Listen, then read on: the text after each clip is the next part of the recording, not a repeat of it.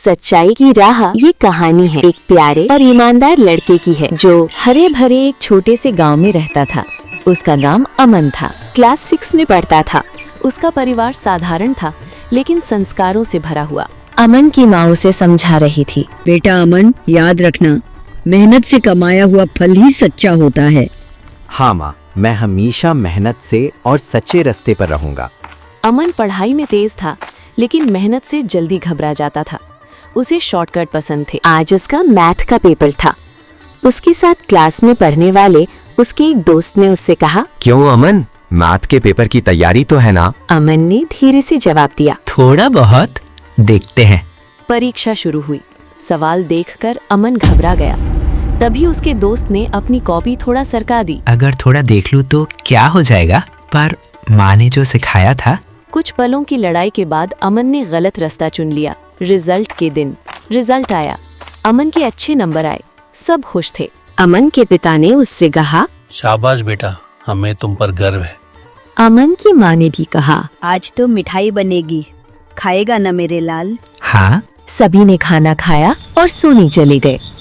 अमन मन ही मन बेचैन था और खुद से सवाल कर रहा था, अमन, क्या ये तेरे नंबर हैं?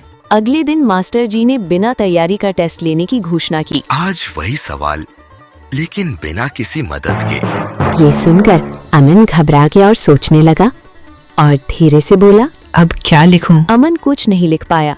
मास्टर जी सब समझ गए। सच्चाई मास्टर जी के सामने आ गई क्योंकि उन्हें इस बात का अंदाजा था कि अमन मैथ में कमजोर है।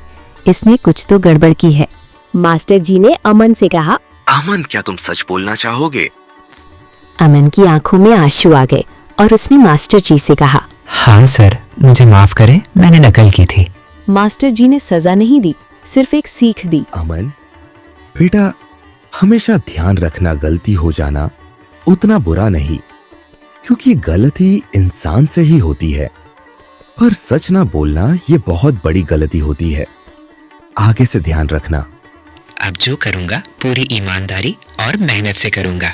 उस दिन के बाद अमन बदल गया। अब वो मेहनत करने लगा, सच बोलने लगा। समय बदला, अमन भी बदला। अब अमन को मेहनत और मन लगाकर पढ़ते पढ़ते 4 साल बीत गए और अब की बार उसने बोर्ड यानी क्लास 10 अच्छे नंबरों से पास किया और उसे स्कूल में सम्मानित किया गया और उसे मंच पर बोलने का मौका भी मिला।